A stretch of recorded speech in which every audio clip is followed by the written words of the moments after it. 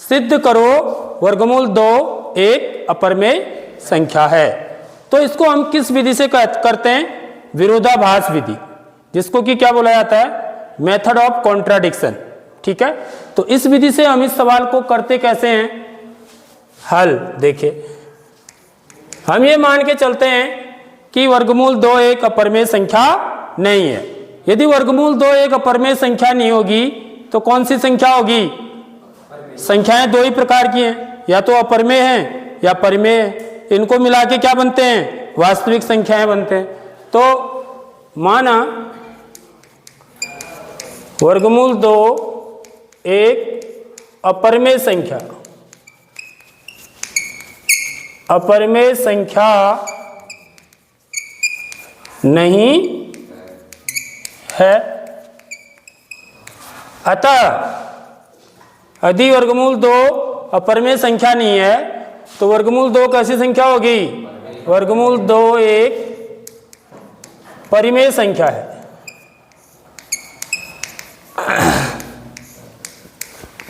तो परिमेय संख्या की यहां पर डेफिनेशन लगाएंगे हम। ठीक है, परिमेय संख्या की परिभाषा क्या है कि परिमेय संख्याएं वे संख्याएं होती हैं जिनको हम P/Q के रूप में लिख सकते हैं। तो यहां पर वर्गमूल 2 को मैं किस रूप में लिख सकता हूं? R/S। P/Q की जगह पर मैंने R/S लिख दिया, जहां की S बराबर नहीं है किसके? 0 के। ठीक है, अब ये R/S कैसा हो सकता है? यह R/S के कई रूप हो सकते हैं परिमेय संख्याओं के, जैसे कि 1/2 इस टाइप का हो सकता है। ठीक है, 2/3 और 6/9। ठीक है, 12/16 ऐसे हो सकते हैं। तो यदि हम इन संख्याओं पर गौर करें, इन दो पर, तो यहां पर अंश और हर में सर्वनिष्ठ गुणनखंड क्या है बच्चों? 1 है। ठीक है, यदि इसमें इन और इन दोनों की बात करें तो इसमें सर्वनिष्ठ गुणनखंड क्या है? 3 है, क्योंकि ये 3 से विभाज्य है। 3 दूनी 6, 3 तियन 9। ये किससे विभाज्य है? यानी कि इसको मैं क्या लिख सकता हूं? 3 गुणा 2/3 गुणा 3 लिख सकता हूं। सर्वनिष्ठ गुणनखंड का मतलब ये है। समझ में आ रही बात? ऐसे ही इसको 12/16 है तो इसको 4 गुणा 3, 4 गुणा 4 ऐसे लिख सकता हूं। तो यानी कि इसमें सर्वनिष्ठ गुणनखंड क्या हो गया? 4 हो गया। तो हम ये मान के चल रहे हैं कि जो R/S है वो इस रूप का नहीं है। ठीक है, बल्कि किस रूप के हैं? इस रूप के हैं, यानी कि इनमें R और S में 1 के अतिरिक्त अन्य क्या है? उभयनिष्ठ गुणनखंड हैं। ठीक है, R और S में 1 के अतिरिक्त कोई अन्य भी क्या है? उभयनिष्ठ गुणनखंड है। 1 तो सब में ही होगा, 1 यहां भी होगा बच्चों। समझ में आ रही बात? 1 को हम कहीं भी लिख सकते हैं, गुणा 1 गुणा 1। ठीक है, तो यहां पर क्या है? इसको मैं 1 गुणा 1, 1 गुणा 2 लिख सकता हूं, 1 गुणा 2, 1 गुणा 3। तो यहां पर उभयनिष्ठ गुणनखंड क्या है? 1 है सिर्फ। हम ये मान के चल रहे हैं कि ये ऐसा नहीं है, इस रूप के नहीं है, बल्कि इस रूप का है R/S। तो हम क्या करेंगे? जो उभयनिष्ठ गुणनखंड होगा उससे R और S में क्या कर देंगे? भाग दे देंगे, ताकि R और S मेरी कैसी संख्याएं बन जाएं? सहअभाज्य संख्याएं बन जाए। सहअभाज्य संख्याएं मतलब वे संख्याएं जिनका HCF कितना होता है? 1 होता है, अर्थात जिनमें 1 के अतिरिक्त कोई भी अन्य उभयनिष्ठ गुणनखंड नहीं होता है। ठीक है, तो माना R तथा S में 1 के अतिरिक्त क्या है बच्चों? अन्य उभयनिष्ठ गुणनखंड है। ठीक है, तो इसलिए R तथा S में उस उभयनिष्ठ गुणनखंड का, हम उस उभयनिष्ठ गुणनखंड का क्या कर देंगे? भाग दे देंगे, जैसे यहां दिया। समझ में आ रही बात? भाग दे के 2/3 बन गया। ये क्या बन गया? 4 से भाग देंगे तो 3/4 बन जाएगा। समझ में आ रही बात? तो R तथा S में उस उभयनिष्ठ गुणनखंड का भाग देने पर, ठीक है, तो वर्गमूल 2 बराबर क्या हो जाएगा बच्चों? हमने उस उभयनिष्ठ गुणन, जैसे माना R/S किस रूप का था? 6/9 रूप का था। समझ में आ रही बात? उदाहरण के लिए कह रहा हूं, ठीक है। तो हम क्या करेंगे, इसमें उभयनिष्ठ गुणनखंड क्या है? 3 है। समझ में आ रही बात? क्योंकि 3 से भाग जा रहा है दोनों में, तो मैं 3 से भाग दूंगा तो 3 दूनी 6, 3 तियन, तो अब एक दूसरी परमेय संख्या हमको मिलेगी। पहले 6/9 था, तो अब कितना बन गया है? 2/3, मन की एक नई परमेय संख्या मिल गई हमको। तो उस नई परमेय संख्या को हम क्या लिख देते हैं? A/B माना। समझ में आ रही नहीं आ रही बात? अब यहां पर B is not equal to 0 लिखने की जरूरत नहीं है, क्योंकि S पहले से ही 0 के बराबर नहीं था। ये B कहां से आया है? S को काट के आया है ना। समझ में आ रही बात? जहां यहां पर लिखेंगे, जहां A तथा B में एक के अतिरिक्त कोई भी अन्य उभयनिष्ठ गुणनखंड नहीं है। समझ में आ रही बात? अब हमने इसको ऐसा बना दिया A और B को कि इसमें एक के अतिरिक्त कोई भी अन्य उभयनिष्ठ गुणनखंड नहीं है, यानी कि एक ऐसी संख्याएं बना दी, सभाज्य संख्याएं। तो जहां A तथा B में एक के अतिरिक्त कोई भी अन्य उभयनिष्ठ गुणनखंड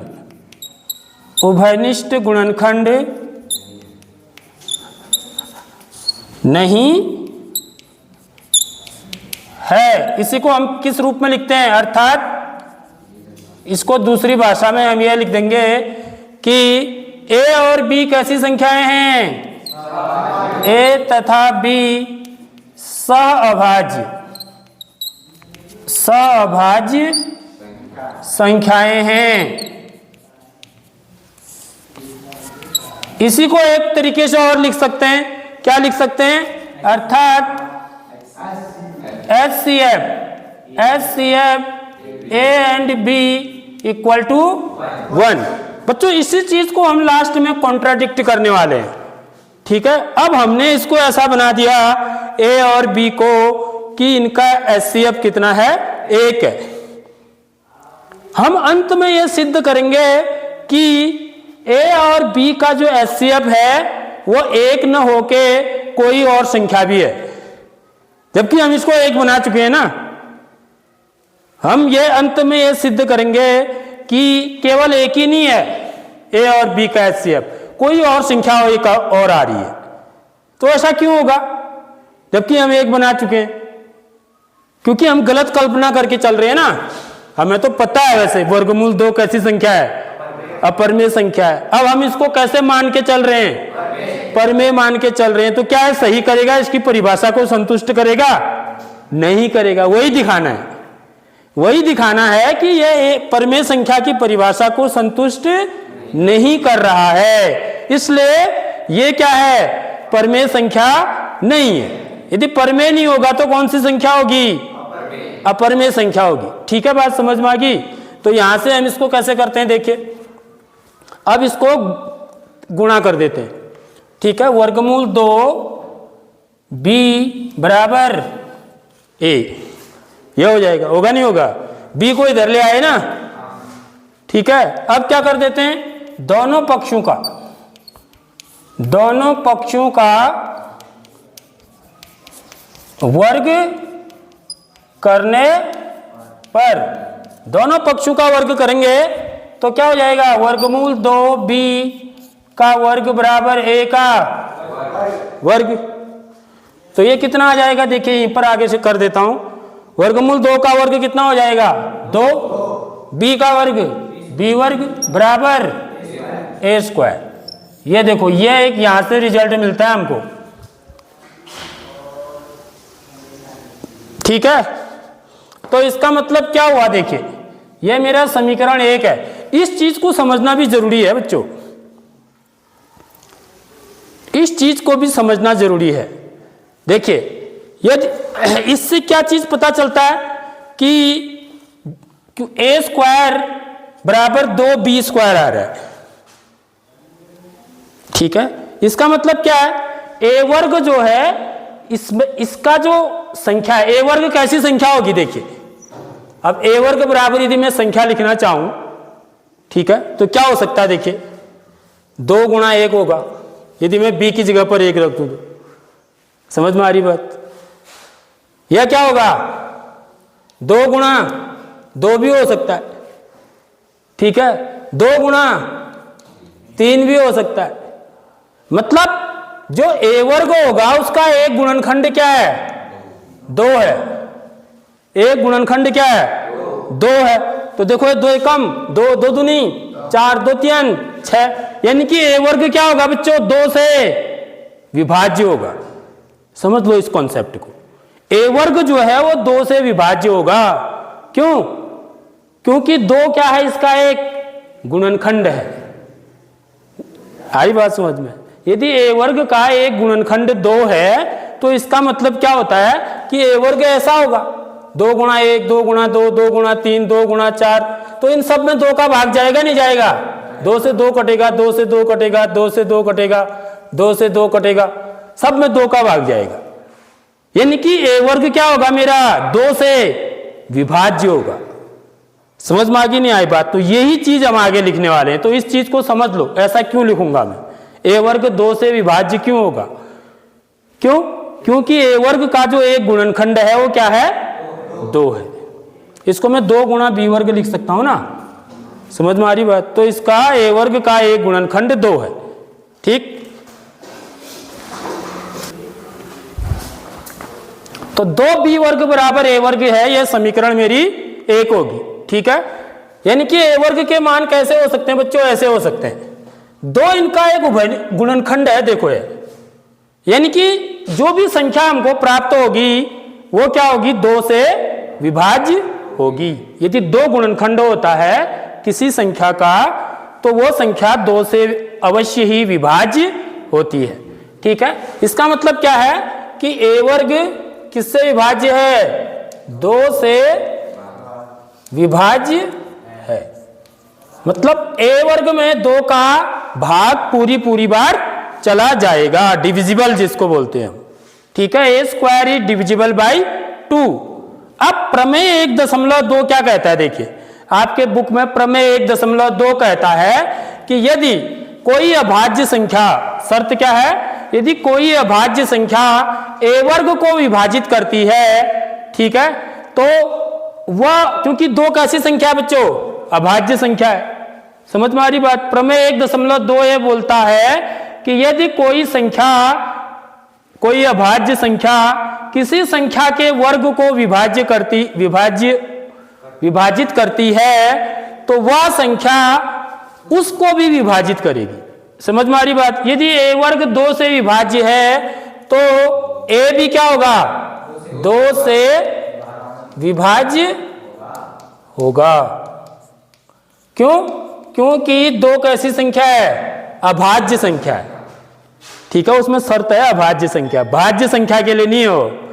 भाज्य संख्या के लिए कभी कर भी सकती है, कभी नहीं भी कर सकती है विभाज्य, लेकिन अभाज्य संख्या है तो जरूर करेगी। यदि वो a वर्ग को विभाजित करेगी तो a को भी विभाजित करेगी, क्योंकि 2 अभाज्य संख्या है और ये क्या है, a वर्ग को विभाजित कर रही है पूरी बात, तो इसलिए a को भी विभाजित करेगी, ठीक है। यानी कि a भी 2 से विभाज्य होगा, ठीक है। तो इसलिए अब देखो, अब क्या है, a 2 से विभाज्य है तो मैं a को कैसे लिख सकता हूं, देखिए a बराबर 2k ऐसे लिखना है, फिर समझ लो। क्यों? क्योंकि a यदि 2 से विभाज्य है तो अभी तो बताया यहां पर, यदि कोई संख्या 2 से विभाज्य है तो उसका एक गुणनखंड क्या होगा, 2 अवश्य होगा। एक गुणनखंड 2 अवश्य होगा ना। तो अब a का मान क्या हो सकता है, या तो 2 हो सकता है, क्योंकि 2 में ही तो 2 का भाग जाता है पूरी बार, यह क्या हो सकता है 2 गुणा 2, 4 में जाता है 2 का भाग पूरी बार। यह क्या हो सकता है 2 गुणा 3, 6 में जाता है पूरी बार। यानी कि यह क्या हो सकता है 2 गुणा 4। आ रही बात समझ में? तो यानी कि यहां पर क्या मैं लिख सकता हूं, मैं 1 लिख सकता हूं। समझ में आ रही बात? सॉरी 2 गुणा 1। तो यहां पर आप देखिए इन सब में क्या चीज है, 2 बाहर आ रहा है। देखो आ रहा है नहीं आ रहा है? 2 क्या है इसका, एक गुणनखंड होगा। और साथ में इसकी जगह पर मैंने क्या लिख दिया, जो 1 2 3 4 आएंगे इसकी जगह पर क्या लिख दिया, के लिख दिया। समझ में आ रही नहीं आ रही बात? जहां के क्या है बच्चों, के एक क्या है, धन पूर्णांक है, धन पूर्णांक है। समझ में आ रही बात? यहां तक बात समझ में आई? अब फिर क्या करते हैं देखिए, फिर दोनों पक्षों का वर्ग करने पर, दोनों पक्षों का वर्ग करने पर फिर से वर्ग करेंगे तो a वर्ग बराबर 2 के पूरे का वर्ग हो जाएगा। समझ में आ रही बात? तो a वर्ग बराबर कितना, 4 के वर्ग हो जाएगा। समझ में आ रही बात? अब मैं क्या लिखूंगा देखिए, यहां से समीकरण 1 से a वर्ग का मान, यह समीकरण 2 होगी मेरी, ठीक है। समीकरण 1 से a वर्ग का मान समीकरण 2 में रखने पर, यहां पर देखिए a वर्ग का मान कितना है, 2b वर्ग। तो a वर्ग की जगह पर यहां पर 2b वर्ग रख देंगे बराबर 4 के वर्ग। यहां से b वर्ग का मान कितना आ जाएगा, 4 के वर्ग बट्टे 2, 2 एकम 2, 2 दूनी 4, कट गया। तो b वर्ग बराबर कितना आ गया, b वर्ग बराबर आ गया 2 के वर्ग। समझ में आ रही बात? b वर्ग बराबर 2 के वर्ग आ गया। यहां पर देखिए a वर्ग बराबर 2b वर्ग था, तो हमने क्या बोला कि a वर्ग 2 से विभाज्य है बोला। समझ रहे हो बात? अब यहां पर b वर्ग बराबर 2 के वर्ग आ रहा है, तो इसका मतलब क्या हुआ, b वर्ग भी क्या है, 2 से विभाज्य है। यदि b वर्ग 2 से विभाज्य है, क्योंकि 2 कैसी संख्या है, एक अभाज्य संख्या है, जो प्रमेय 1.2 के अनुसार b भी क्या होगा, b 2 से विभाज्य है। इतनी बात आ गई समझ में बच्चों?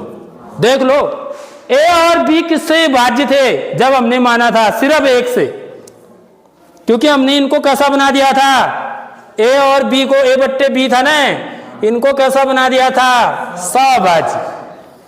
समझ में आ रही बात? लेकिन यहां पर हम जो कंक्लूजन निकाल रहे हैं वो क्या निकाल रहे हैं कि a 2 से विभाज्य होगा और b भी 2 से विभाज्य हो रहा है। तो इसका मतलब इन दोनों का HCF क्या होगा, 1 न होके 2 होगा, क्योंकि दोनों 2 से विभाज्य हो रहे हैं। तो ये क्या कर रहा है, जो हमने कल्पना करी थी, जो हमने माना था कि a और b में 1 के अतिरिक्त कोई भी अन्य उभयनिष्ठ गुणनखंड नहीं है, उसको क्या कर रहा है, उसका विरोधाभास कर रहा है। समझ में आ रही बात? इसका मतलब क्या है कि a और b कैसी संख्याएं हैं, सभाज्य संख्याएं नहीं है, जबकि हमने इनको क्या बना दिया था, सभाज्य बना दिया था। ऐसा क्यों हो रहा है? ऐसा हमारी त्रुटिपूर्ण कल्पना के कारण हो रहा है कि वर्गमूल 2 एक कैसी संख्या है, अपरिमेय संख्या है। अर्थात वर्गमूल 2 एक अपरिमेय संख्या न होके कैसी संख्या है, परिमेय संख्या है। सॉरी, वर्गमूल 2 एक परिमेय संख्या है, यह गलत कल्पना करी थी ना हमने। अर्थात वर्गमूल 2 कैसी संख्या है, एक अपरिमेय संख्या है। तो यह लिखेंगे हम लास्ट में। तो बच्चों यहां से हम यह निष्कर्ष पर पहुंचे हैं कि a जो है 2 से विभाज्य है,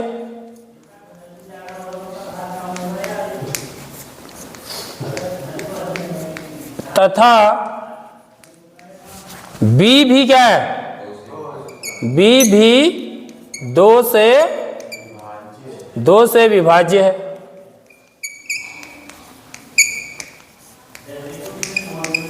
अर्थात ए और बी में, अर्थात ए और बी में एक के अतिरिक्त अन्य उभयनिष्ठ गुणनखंड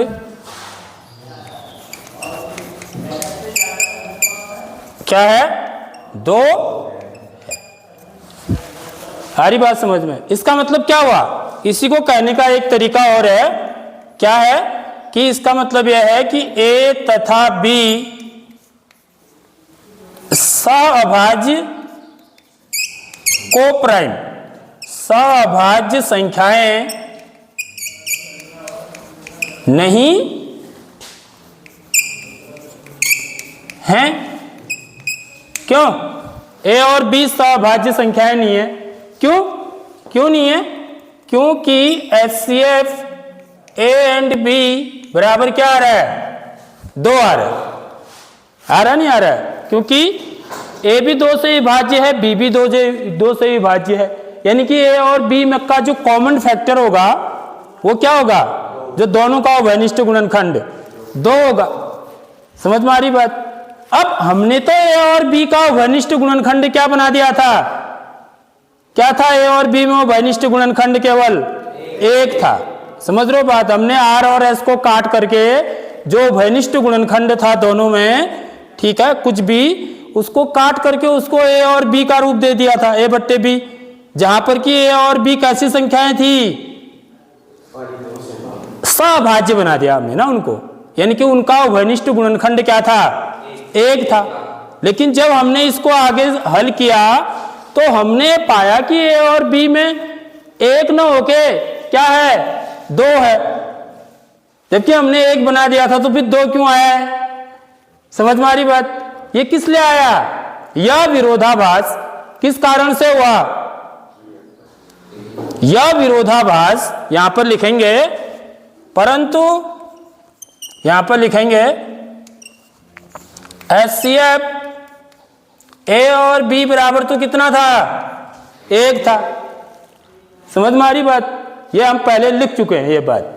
तो हम लिखेंगे आगे कि यह जो विरोधाभास है, परंतु इससे इस तथ्य का विरोधाभास प्राप्त होता है कि ए और बी क्या है? सअभाज्य संख्याएं हैं। तो यह लिखो चाहे यह लिखो, परंतु इससे इस बात का विरोधाभास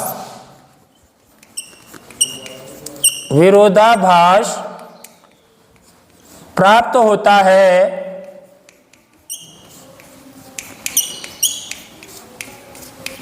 कि ए तथा बी कैसी संख्याएं हैं? ए तथा बी सह अभाज्य संख्याएं हैं।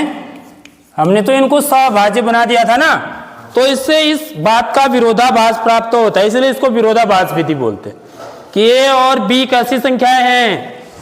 सहभाज्य संख्याएं हैं। तो ऐसा क्यों हुआ? यह हमारी किसके कारण हुआ बच्चों?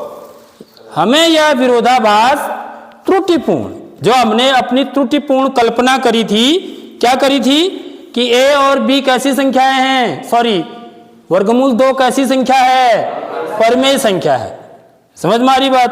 तो यह विरोधाभास यहां पर लिखेंगे, यह विरोधाभास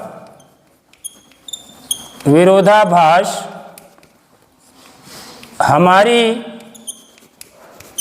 त्रुटिपूर्ण, त्रुटि माने गलत, त्रुटिपूर्ण कल्पना